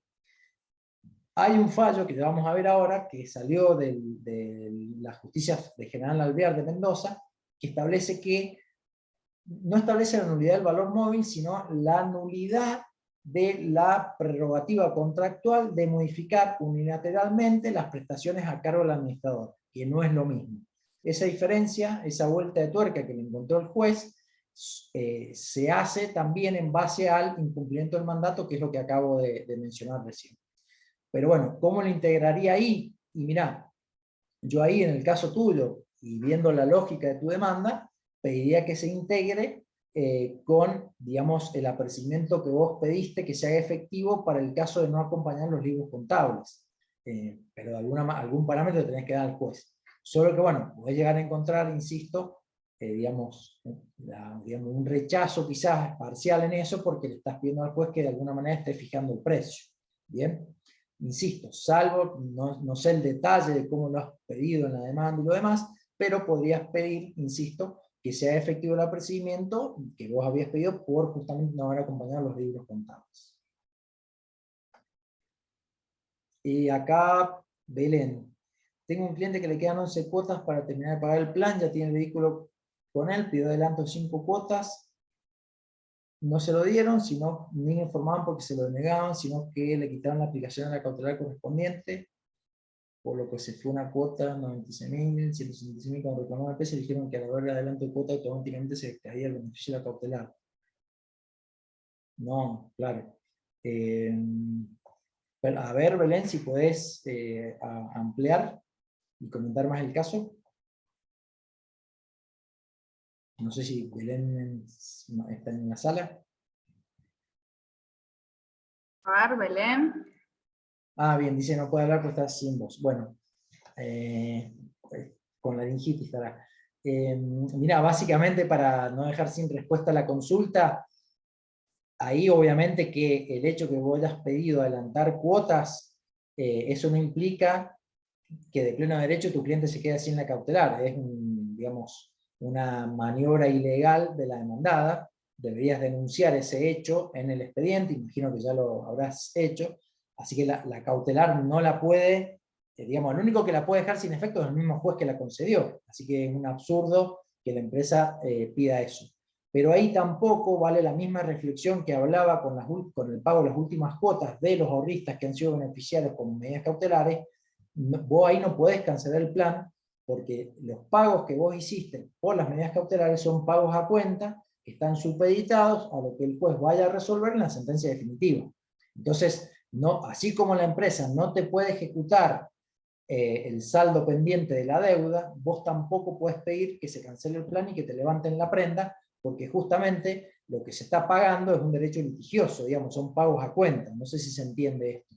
Digamos, hay una limitación de ambas partes. El consumidor no puede pedir, si ha sido beneficiario de una cautelar, que le cancelen el saldo y le levanten la prenda, y obviamente la empresa tampoco puede exigir el saldo de deuda, como ahí comentaban los compañeros que cobran cuotas de 1 millón o lo que fuera. Esas cuotas no son exigibles.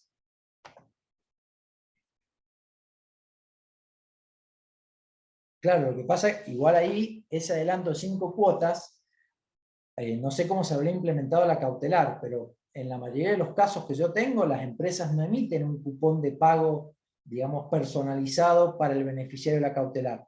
Lo que hacen es, al menos con Volkswagen, hay un sistema para ingresar por la página web, que es por la API Pagos, y ahí se hace un pago a cuenta, que es, ahí digamos el cliente paga el importe que el juez le reconoció en la cautelar.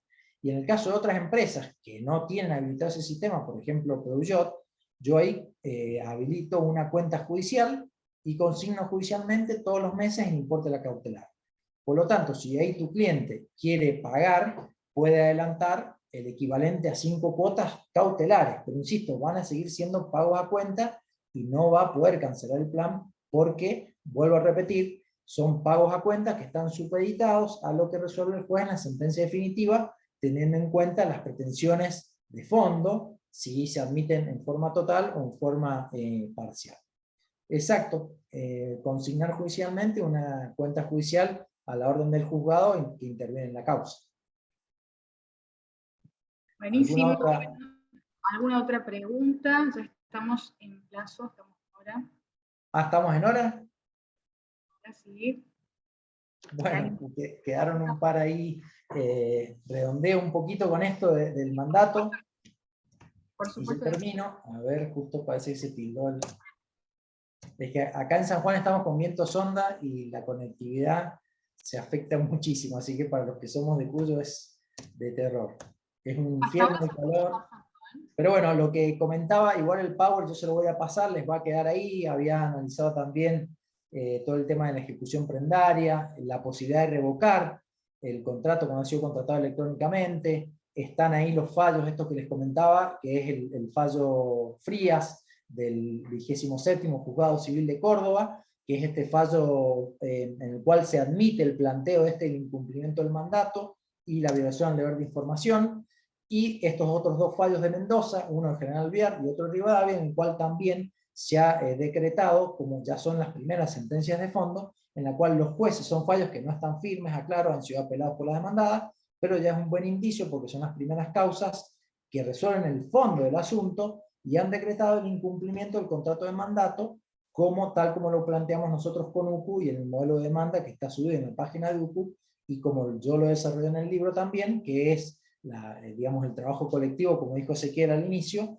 de que acá la sociedad administradora, en vez de haber velado por los intereses de sus mandantes, que son los consumidores, lo único que hizo al seguir emitiendo los cupones de pago cuando se generó la devaluación, fue velar por los intereses de la automotriz. Entonces hay una contradicción de intereses y eso también le da derecho al consumidor a exigir el reintegro de esos cargos administrativos justamente por la mala ejecución del mandato.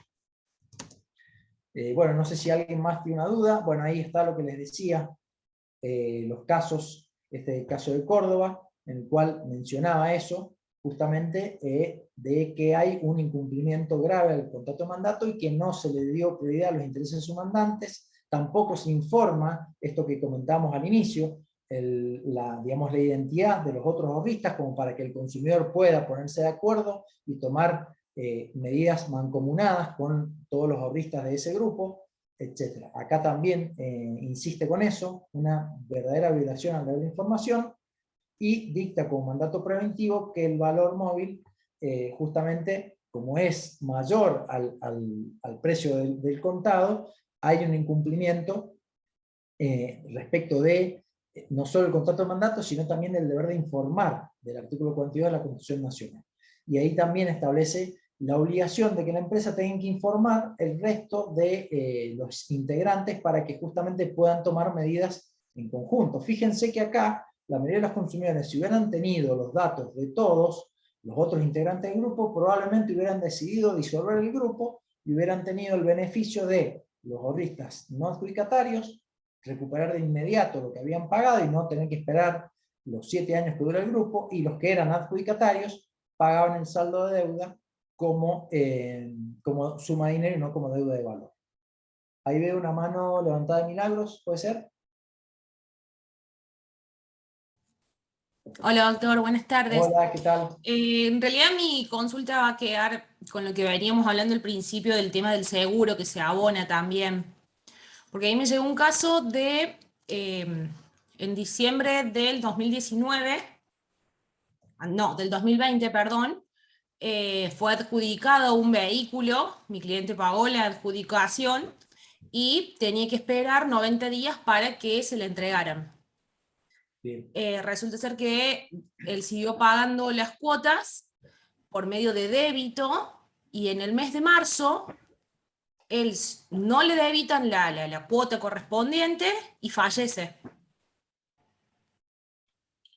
¿Bien? Sí, Cuando hacen la denuncia del fallecimiento al seguro, responde de que no se va a hacer responsable porque tenían la cuota paga del correspondiente al mes de marzo. Bien, y perfecto. al día de hoy que nunca más le adjudicaron el vehículo y le siguen cobrando. Ellos estuvieron un tiempo sin pagar y bueno, después volvieron a pagar todo junto y bueno, quedó todo ahí. Ellos siguen pagando y nunca más se le entregó el vehículo.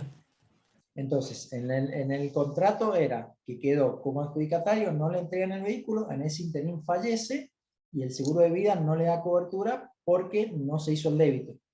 Claro, tal cual. Pero él tenía fondos en la cuenta. Sí. Bueno, en ese caso ahí obviamente tenés que tener dos cosas. Uno, la denuncia de siniestro, recordar que las aseguradoras tienen 30 días corridos para rechazar el siniestro. Si pasa el plazo de 30 días desde que vos hiciste la denuncia de siniestro, hay una aceptación tácita, por más que haya incumplimiento del asegurado, como en este caso la supuesta mora, ¿bien? Del pago de la prima. No sé si el rechazo fue dentro de los 30 días computados desde Sí. la fecha de la denuncia de siniestro. Sí, fue sí, dentro de sí, los fue 30 dentro de los días. 30 días. Bueno, Sí. bien. En ese caso ahí entonces lo que tenés que plantear es la ilegalidad de la mora automática en el pago de la prima, primero porque vos estabas con un débito automático, y si no hubo un débito, eso es problema del banco y la sociedad administradora, que era quien tenía que hacer el débito, porque justamente vos lo habías autorizado para que haga el débito. Entonces, la que está en mora, en este caso es el acreedor, es la sociedad administradora. Ese es el primer punto. Y el otro punto es que en materia de seguros, nosotros trabajamos con lo que se llama la ilegalidad de la suspensión automática de cobertura por falta de pago. ¿Por qué? Porque si uno viene pagando la prima en forma simultánea como era tu cliente, y por un mes en el cual se atrasa en el pago, o en este caso todavía, un atraso que no es imputable al consumidor, sino que porque hubo una falla en el sistema del débito, tu cliente deja de pagar y ocurre el siniestro, la aseguradora, antes de suspender la cobertura, debería haber intimado e informado al consumidor de que estaba en mora, bajo apercibimiento de suspender la cobertura, porque si no está actuando de mala fe. Y además, esto surge del mismo deber de información.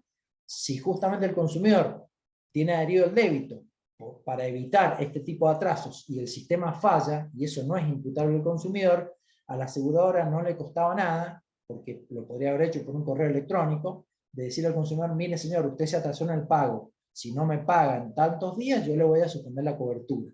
De eso ya hay jurisprudencia, hay un fallo también del Superior Tribunal de Justicia de La Pampa. Ahí al final del pago está mi correo electrónico. Yo les pido por favor a quienes tengan alguna duda puntual, porque este es un tema muy complejo y que tiene muchísimas aristas conflictivas, como esta, el seguro de vida, el seguro automotor, el seguro de desempleo. En el correo electrónico me pueden consultar con total confianza la duda que hayan tenido, que les haya quedado, material, doctrina, jurisprudencia, para, digamos, poder iniciar la demanda por estos temas. Pero ahí tenés caso vos Milagros para hacerlo, porque, digamos, hay una doble ilegalidad. Primero, la sociedad administradora, claro, en su calidad como agente de pago y retención de la prima, si estaba con un débito, debería haber hecho todo lo necesario para que ese débito se haga efectivo. Y si el débito no se hizo efectivo, es responsabilidad de la sociedad administradora y de la aseguradora intimar al consumidor y hacerle saber que el débito no se llevó a cabo por tal o cual motivo, y intimarlo para que pague bajo apercibimiento de suspender la cobertura. Pero no se puede suspender de pleno derecho por un atraso, cuando, insisto, el atraso en este caso ni siquiera es imputable al consumidor, es por una falla del sistema de débito.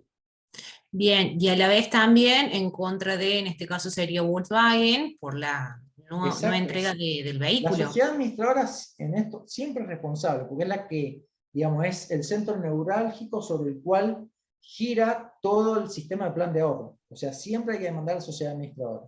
Y en este caso también te sugiero demandar al asegurador. Pero bueno, hay casos y casos puntuales. Si bien acá la responsabilidad es solidaria de todas las empresas, por la conexidad contractual y por el artículo 40, a veces para evitar complejizar la causa y evitar tener que estar contestando excepciones, etcétera, etcétera, yo sugiero ir directamente a los que son los responsables más directos, por así decirlo, como en el caso tuyo, la sociedad administradora y la aseguradora. Yo iría contra esos dos, porque ahí, digamos, la sociedad administradora va a ser condenada a la entrega del vehículo y a dar la cobertura independientemente de que si hay pago o no el seguro. O sea, no es, digamos, la sociedad administradora no puede oponer como incumplimiento de la entrega del vehículo, decir: ah, mira, yo no te entrego el auto porque el seguro todavía no me pagó. No, usted entregue el auto y después vaya y reclame por su cuenta a la aseguradora. De eso hay jurisprudencia también.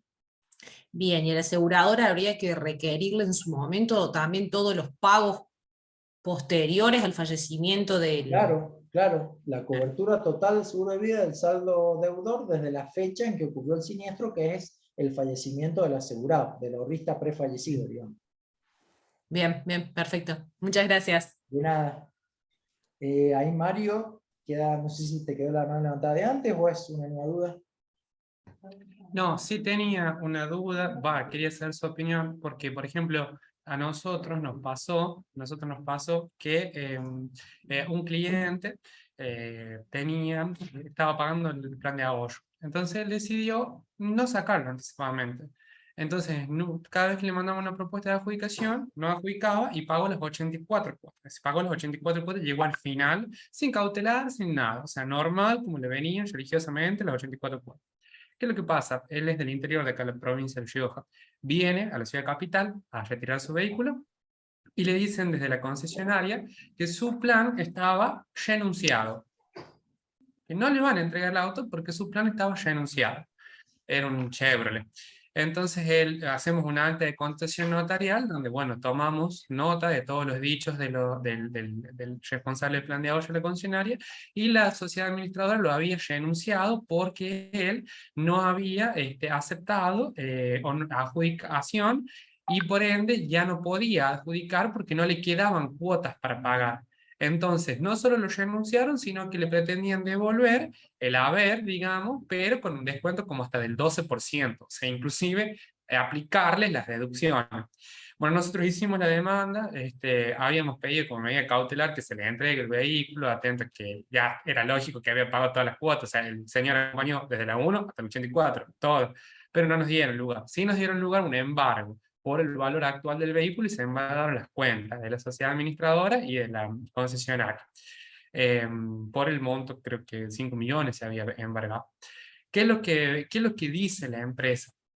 La empresa lo que contestó fue que él, al haber pagado todas las cuotas, o sea, desde la primera hasta la última, ya no podía ejercer ese derecho de adjudicación, porque la adjudicación se hace siempre por una cuota futura. Pero sin embargo, lo que la empresa no pudo demostrar es que le haya intimado a él fehacientemente: che, mirá, vas a llegar a la última, tenés esta cuota para adjudicar. Ellos ponen una carta de documento que no llega, porque justamente el señor vive en el campo. Entonces el correo nunca se la dejó. Y es más, ni siquiera Bueno, acompañan el informe, el correo, nada. Entonces mira, quería saber su opinión al respecto.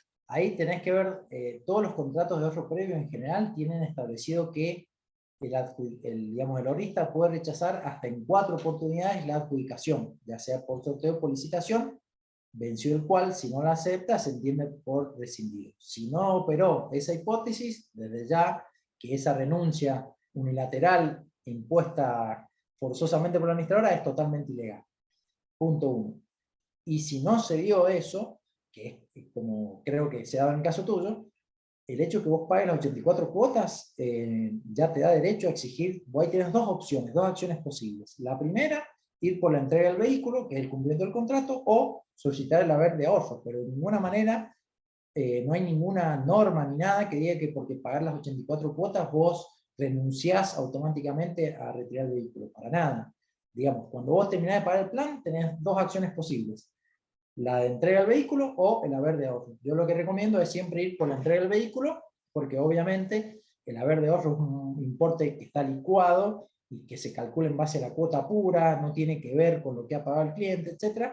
Y el vehículo, la entrega del vehículo, digamos, terminás trasladando la mora judicial a la empresa, porque vos tenés que demandar por la entrega del vehículo, suponete que era, no sé, el Volkswagen Polo, o el bien que lo reemplace al momento de la sentencia definitiva y que le sigue mayor valor. Entonces, como la obligación es de género, y el género nunca perece, y perece para su dueño, que en este caso es la administradora, si ese vehículo deja de fabricarse y el juicio se demora 10 años, a vos te van a tener que entregar el vehículo que lo reemplazó a la versión que había pagado tu cliente.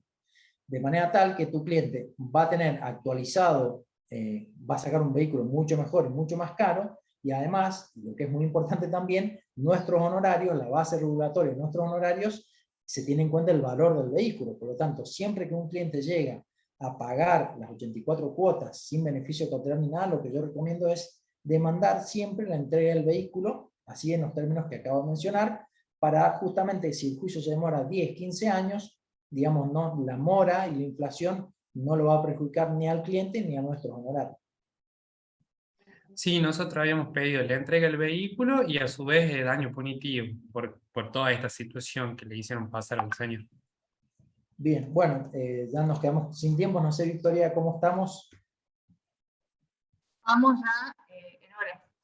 Bueno, entonces no quiero pasarme, me he quedado ahí bastante, lo mío era una utopía pretender desarrollar eso, pero bueno, es por el afán de... Pero ahí les queda el Power, ya se lo voy a pasar a Victoria para que se los pase también con material de doctrina y jurisprudencia, y ahí queda el correo mío, abierto obviamente a cualquier inquietud que tengan, material de doctrina, jurisprudencia en estos casos, porque habrán visto que es una operatoria muy compleja, que tiene muchísimas aristas, y cada una de las facetas y avances funcionales del contrato presenta problemas de cómo plantearlo, cómo reclamarlo, etc. Así que nosotros hace varios años, más de 10 años, que lidiamos con el tema de planes de ahorro, y a modo de conclusión solo cierro con la reflexión del filósofo esloveno Slavoj Žižek, que decía que se preguntaba qué pasa si en que percibimos un problema es parte del problema. Y justamente acá, el problema es que, digamos, ya desde el nombre redactamos mal, porque el plan de ahorro no tiene nada, lo único que es un verdadero plan de deuda que está diseñado por y para las empresas para fomentar el sobreendeudamiento del consumidor.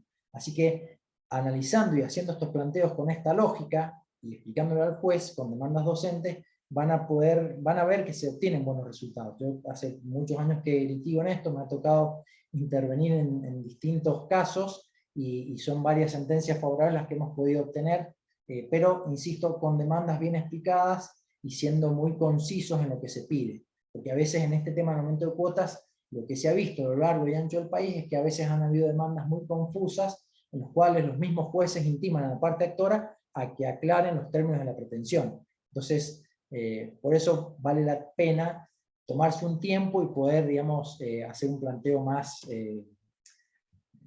docente, insisto, para que sea clara, y al juez, digamos, poder hacerle ver al juez la legalidad de esta figura. Así que bueno, ya eso es todo. Gracias por las felicitaciones. Y ahora, bueno, Victoria, en breve te paso por correo electrónico el Power y el material. Bueno, muchísimas gracias, Diego, muy generoso, muy claro, como siempre, así que estamos muy agradecidos y muy honrados de que participes en esta diplomatura. Bueno, gracias y un placer por la invitación, y gracias a todos por la atención y la participación activa, que ha sido lo más interesante, porque la reflexión y el debate, ida y vuelta de los casos, es lo que nos hace reflexionar y tener nuevas ideas. Totalmente. Bueno, nos vemos, que anden bien, hasta luego. Chao, chao. Nos vemos, colegas, el próximo lunes a las 5 de la tarde. Buena semana para todos, y ya vamos a estar subiendo el material que va a mandar Diego y también Tomás. Muchas gracias a todos. Chao, nos vemos. Buena semana. Buena semana.